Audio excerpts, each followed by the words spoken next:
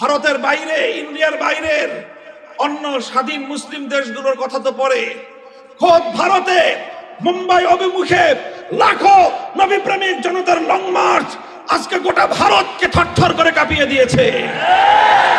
আমরা ভারতের মুসলমান দেশকে অভয় দিতে চাই, তাদেরকে সহমর্মিতা জানিয়ে বলতে চাই, যদি নরেন্দ্র মোদীরা হিন্দুত্ববাদ প্রতিষ্ঠার জন্য আমার নবীকে বারবার আঘাত করতে চায়, আমরা এই উপমহাদেশের প্রায় 100 কোটি মুসলমান ভারতকে খান খান করার জন্য যা করতে হয় তাই করব আমরা।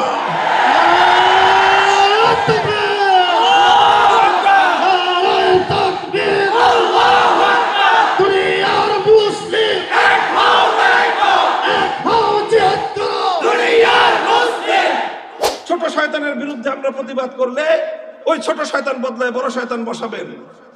এইভাবে যদি চলতে থাকে তারপরে আমরা আর বড় শয়তানের বিরুদ্ধে বলবো না, বড় শয়তানের যারা নিয়োগ দেয় তাদের বিরুদ্ধে আমরা কথা বলা শুরু করব।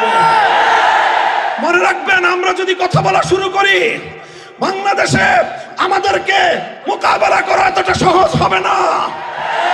কারণ আমরা যতটা সহজে আল্লাহর দ্বীনের জন্য রক্ত দিতে পারি আর কেউ এতটা সহজে রক্ত দিতে পারে না। আমরা রক্ত দিয়ে শাপলা চত্বর রঞ্জিত করেছি, আমরা রক্ত দিয়ে হাটহাজারী রঞ্জিত করেছি, আমরা রক্ত দিয়ে শহীদ বাড়িয়ে তৈরি করেছি। টেকনাফ থেকে তেতুলিয়া আমরা যে পরিমাণ রক্ত দিয়েছি ফ্যাসিবাদের মোকাবেলায় আর কেউ এতটা রক্ত দেয় নাই।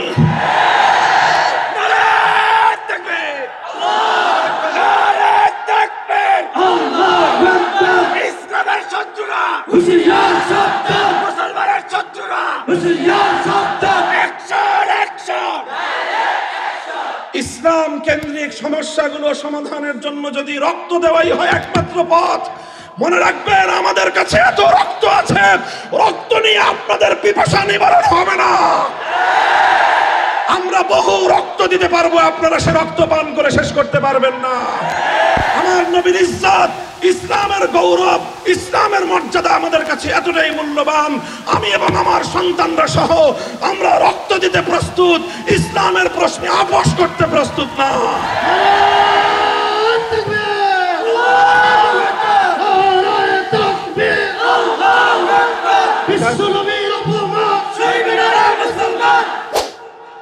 রহমতুল্লিল আলামিন ফাউন্ডেশনের উদ্যোগে আয়োজিত আজকের এই রহমতুল্লিল আলামিন কনফারেন্সের উপস্থিত সম্মানিত সভাপতি বিদগ্ধ আলেমে দ্বীন মোহতারাম হযরত মাওলানা মুফতি সাখাওয়াত হোসেন রাজি হাফিজাহুল্লাহ, উপস্থিত বাংলাদেশের শীর্ষস্থানীয় আলেমে দ্বীন হযরত পীর সাহেব মধুপুর আব্দুল হামিদ হাফিজাহুল্লাহ, উপস্থিত রয়েছেন দেশের বরেণ্য অন্যান্য উলামায়ে কেরাম এবং আমার প্রাণপ্রিয় ছাত্র বন্ধুগণ, রাসূল আকরাম সাল্লাল্লাহু আলাইহি ওয়াসাল্লামের আশিক উম্মতেরা,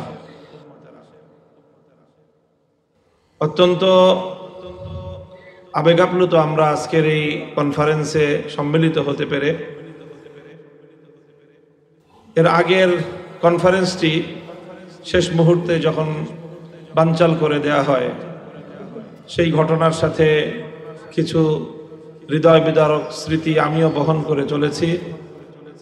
আজকের এই আনন্দ ঘন সময়ে মহান রব্বুল আলামিনের দরবারে শুকরিয়া আদায় করছি, যিনি রহমতুল্লিল আলামিনের আলোচনায় বাধা প্রদানকারীদেরকে সমূলে উৎখাত করে দিয়েছেন এবং আমাদের জন্য এই উন্মুক্ত পরিসরে মুহাম্মদুর রাসূলুল্লাহ সাল্লাল্লাহু আলাইহি ওয়াসাল্লামের সিরাত নিয়ে আলোচনা এবং কার্যক্রম পরিচালনা করার সুযোগ করে দিয়েছেন, তৌফিক দান করেছেন।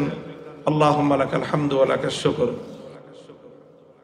রহমতুল্লিল আলামিন ফাউন্ডেশন সমাজে নবীজির সিরাত চর্চাকে ব্যাপকতর করার বহুমুখী উদ্যোগ নিয়ে প্রতিষ্ঠিত একটি ফাউন্ডেশন এবং একটি সংস্থা।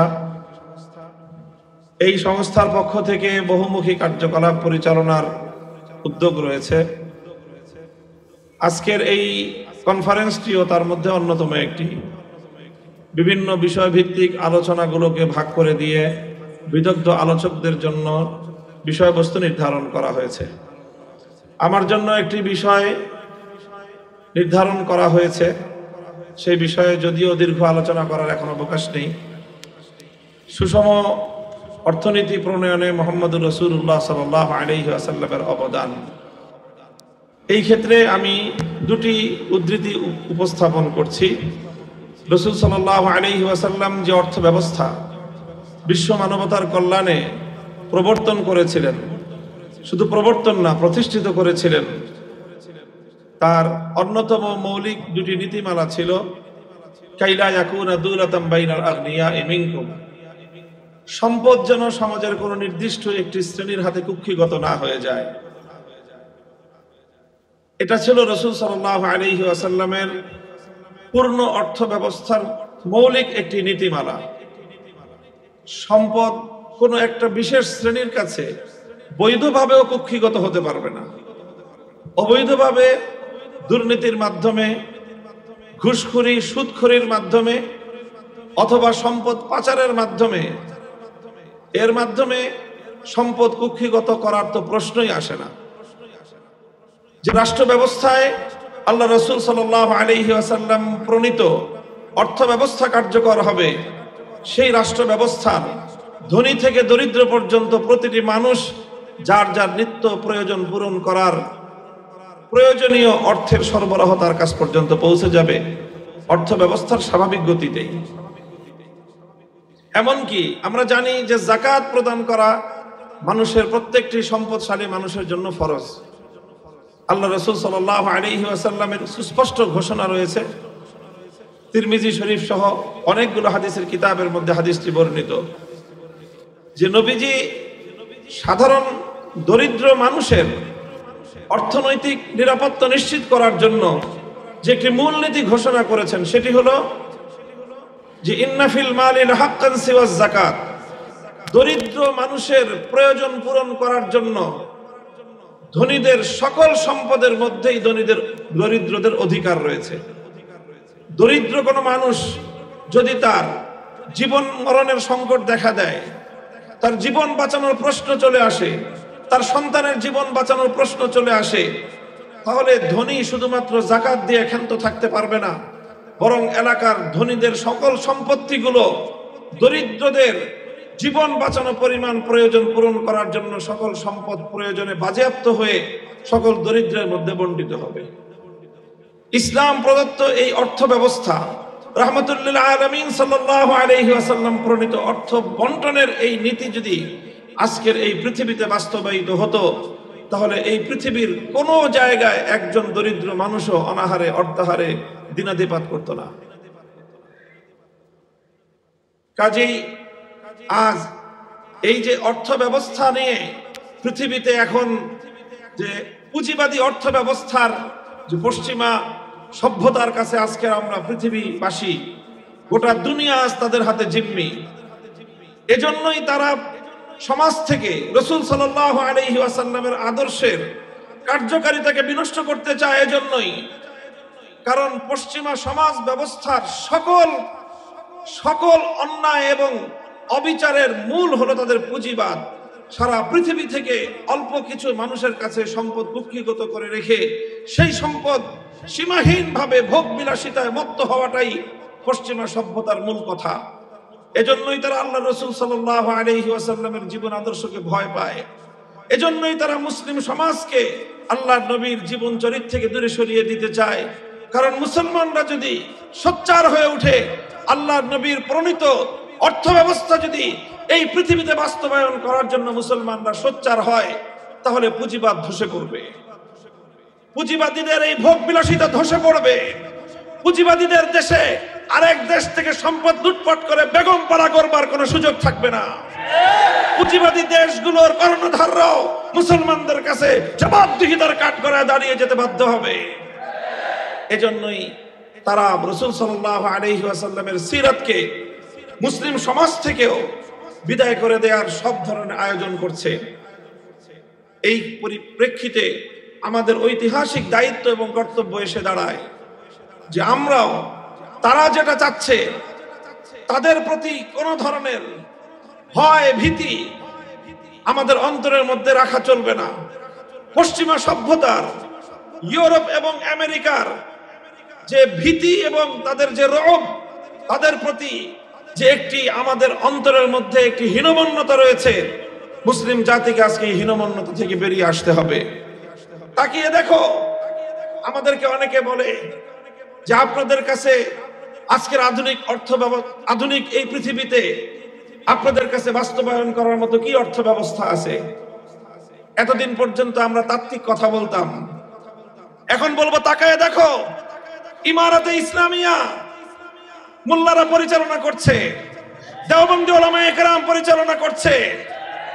সেখানকার এই মাদ্রাসার হুজুর এবং শিক্ষকরাই ইমারতে ইসলামিয়ার টপ টু বটম গোটা প্রশাসন সবকিছু তারা পরিচালনা করছে। তোমাদের মতো এত ডক্টর সেখানে নাই।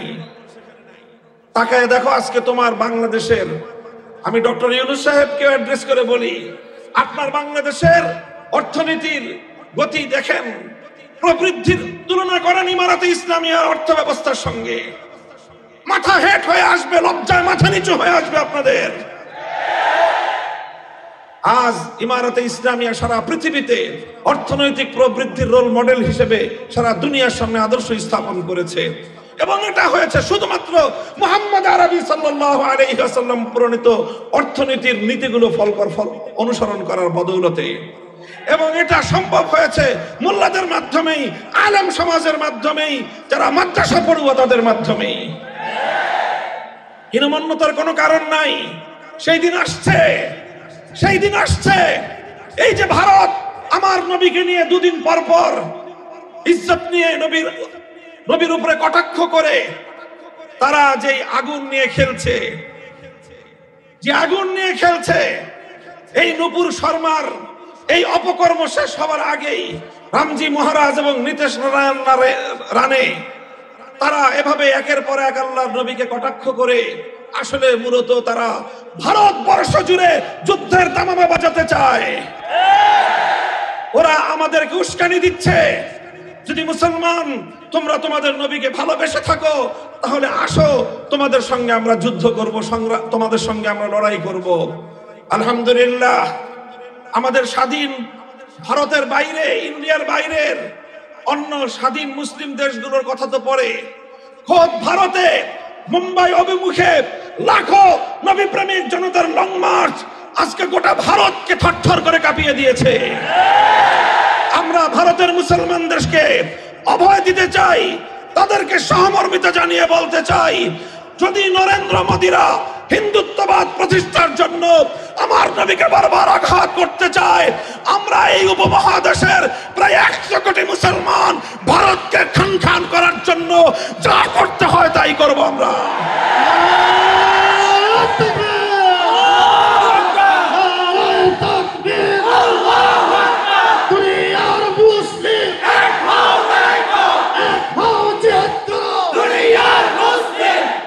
আখেরি কথা, আমাদের অন্তর্বর্তীকালীন সরকারের উপদেষ্টাদেরকে বলি, দেখেন একটা আমি স্মৃতিচারণ করি অতীতের এক সময়ের। বিরোধী দল আন্দোলন করতেছে, বিরোধী দল একটা ইস্যু নিয়ে আন্দোলন করতেছিল। কি ইস্যু? এই যে এই নির্বাচন কমিশনার, প্রধান নির্বাচন কমিশনারকে আমরা মানি না, নাম ছিল তার আব্দুল আজিজ কমিশন মানি না। সরকার বলল ঠিক আছে, আজিজ কমিশনার মানো না, তাহলে বদলায় দিই আমরা। বদলায় দিল আরেকটা প্রধান নির্বাচন কমিশনার, নাম হলো মাহফুজ। ও আসলো যখন, বিরোধী দল দেখলো এটা তো আরো বড় তাদের জন্য সমস্যা। যখন সরকারে থাকে তখন বিরোধী দলকে বিরোধী মতের সংগ্রাম এবং আন্দোলনগুলোকে দমন করার জন্য এই ধরনের অপকৌশল অনেকেই আশ্রয় নেয়। যে প্রথম দেয় ছোট শয়তানের বিরুদ্ধে প্রতিবাদ করলে ঠিক আছে বদলায় দিলাম, বদলায় বসায় বড় শয়তানকে। ডক্টর ইউনূস সাহেব, অন্তর্বর্তীকালীন সরকার, আমাদেরকে এত বোকা ভাবেন না। একটাই অনুরোধ করবো, এত বোকা ভাববেন না আমাদেরকে। আমরা এক শয়তানের বিরুদ্ধে আন্দোলন করলে 16 ছোট শয়তান বদলায় বড় শয়তান বসাবেন। আপনারা শিক্ষা ব্যবস্থায় ধর্ম রিলেটেড বিষয়গুলোকে সাব্যস্ত করার জন্য আপনাদের তত্ত্বাবধায়ক সরকারে একজন ধর্ম উপদেষ্টা আমাদের আলেম সমাজের থেকে প্রতিনিধিত্ব করতেছেন, ডক্টর আফম খালিদ সাহেব। বাংলাদেশের ইসলামপন্থীরা সকলে তার ব্যাপারে একমত, কারো তার ব্যাপারে দ্বিমত নাই। এরকম একজন ইসলামপন্থীদের সর্বজন গ্রহণযোগ্য ব্যক্তি আপনাদের পরিষদে থাকার পরেও আপনারা শিক্ষা কমিশনে ধর্ম বিষয়ক স্কলার যখন নিবেন, আফম খালিদ সাহেবকে জিজ্ঞাসা করেছেন? আপনারা করেন নাই। সবকিছু আপনারা আপনাদের মন মতো করবেন, ইসলাম বিষয়েও আপনারা আলেম সমাজের মতামতের তোয়াক্কা করবেন না। আর এরপরে আমরা গলা ফাটায় চিৎকার করলে বলবেন যে হুজুররা এত চিৎকার করে কেন? এরপরে ছোট শয়তানের বিরুদ্ধে আমরা প্রতিবাদ করলে ওই ছোট শয়তান বদলায় বড় শয়তান বসাবেন।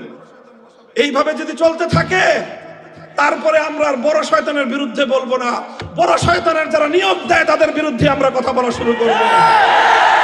মনে রাখবেন, আমরা যদি কথা বলা শুরু করি, বাংলাদেশে আমাদেরকে মোকাবেলা করা এতটা সহজ হবে না। কারণ আমরা যতটা সহজে আল্লাহর দ্বীনের জন্য রক্ত দিতে পারি, আর কেউ এতটা সহজে রক্ত দিতে পারে না। আমরা রক্ত দিয়ে শাপলা চত্বর রঞ্জিত করেছি, আমরা রক্ত দিয়ে হাটহাজারী রঞ্জিত করেছি, আমরা রক্ত দিয়ে শহীদ বাড়িয়ে তৈরি করেছি। টেকনাফ থেকে তেতুলিয়া আমরা যে পরিমাণ রক্ত দিয়েছি, ফ্যাসিবাদের মোকাবেলায় আর কেউ এতটা রক্ত দেয় নাই।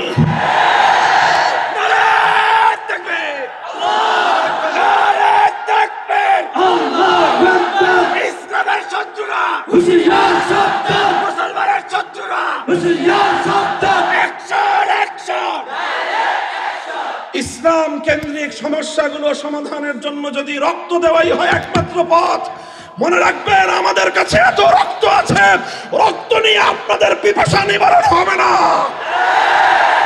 আমরা বহু রক্ত দিতে পারবো, আপনারা সে রক্ত পান করে শেষ করতে পারবেন না। আমার নবীর ইজ্জত, ইসলামের গৌরব, ইসলামের মর্যাদা আমাদের কাছে এতটাই মূল্যবান, আমি এবং আমার সন্তানরা সহ আমরা রক্ত দিতে প্রস্তুত, ইসলামের প্রশ্নে আপোষ করতে প্রস্তুত না।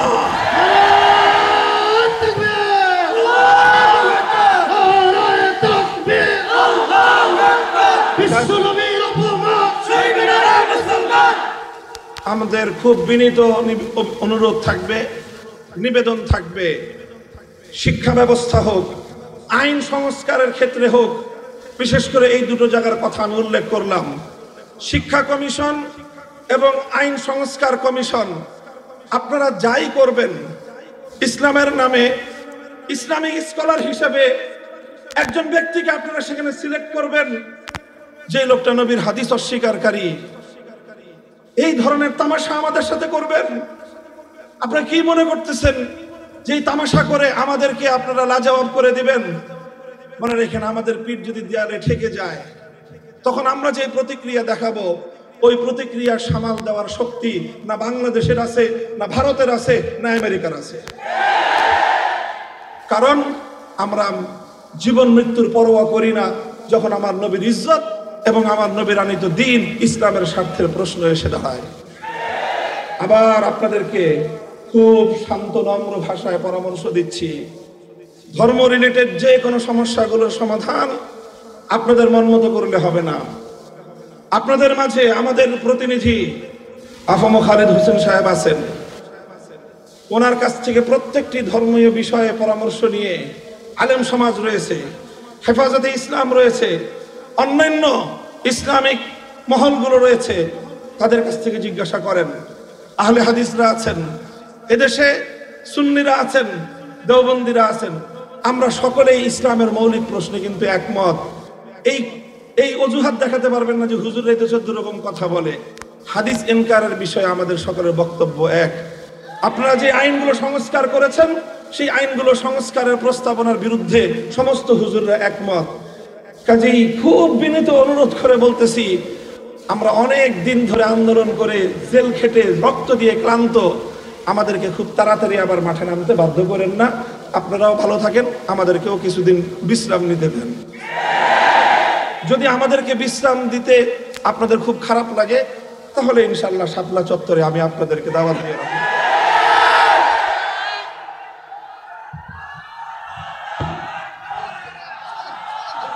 নারায়ে তাকবীর।